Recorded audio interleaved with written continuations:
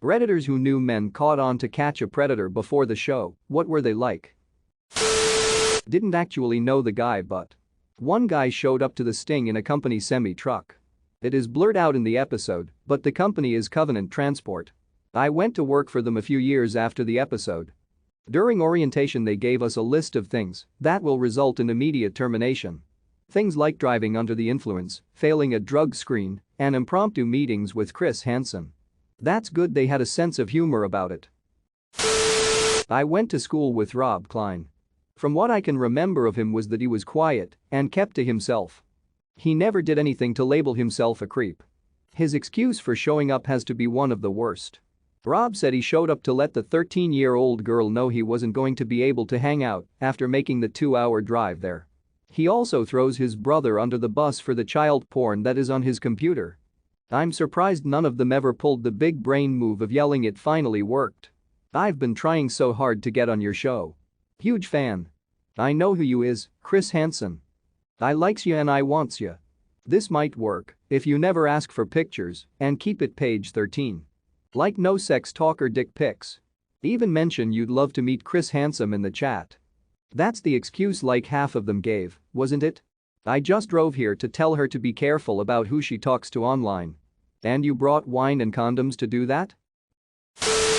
This will get buried at this point, but my friend dated someone who ended up disappearing. Then we eventually found out he had been arrested for trying to sleep with an underage girl and having rope and guns in his trunk. It wasn't until a few weeks later that we even learned he was on the show. It just kept unraveling. He had come to get drinks for one of my birthdays, and to be honest he seemed completely normal. There was nothing that stood out to me as creepy or off. My friend was a wreck after everything happened. She's a smart girl too and didn't expect anything like that a fake. I felt really bad for her. I'm pretty late to the game, but my husband worked with good friends with one of the men on the first ever episode. We were all in our late 20s, he was a highly educated, well-liked guy. He was nice, funny as hell. We were all shocked. He got busted trying to sleep with a 12 or 14-year-old girl. He got a good lawyer, and so that Cap didn't show the video of him getting busted, only a photo that he shared in the chat with who he thought was the young girl. We read the chat log between him and the girl, it was disgusting.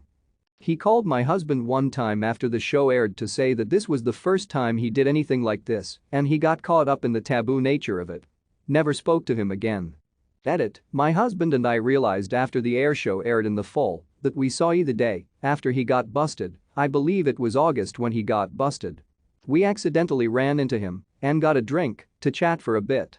When we parted I specifically remember asking my husband if he thought he was behaving strangely. He was super jumpy, not like himself at all.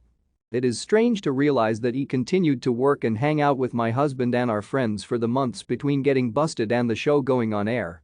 I'm a lawyer. I worked closely on a case with another lawyer who later was caught trying to have sex with an underage girl who was really a cop. He was married and had kids and was the nicest guy. Very earnest and dedicated to the cause, trying to make the world a better place. There were zero signs he would do something like that. It was a shock when it came out. It really shows that it could be anyone who does this type of thing. There aren't necessarily signs you would see that would tip you off that your co-worker or neighbor or acquaintance is interested in underage girls. In schools when we do our training they tell us that most successful, get away with it, child molesters in schools are likable, outgoing, and put together people who others in the community like being around. Very rarely is it the antisocial loner because even if they are a pedophile, no one trusts them enough from the outset for them to have opportunity to molest a kid and get away with it. I met the ex-wife of a police officer that was on to catch a predator a few years ago. We were both prospective jurors for a sex crime. She was dismissed because of her relationship to the law enforcement profession and because her ex-husband was involved in a sex crime. She had to discuss the whole story to the entire court during voir dire.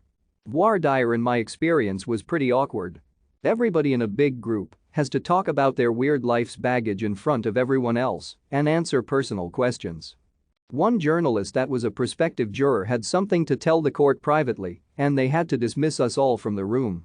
Came back and the journalist was gone. Oh my god, they ate the journalist. Maybe a discussion involving a confidential informant of the journalist? I could see them taking measures to protect the privacy of people who weren't there.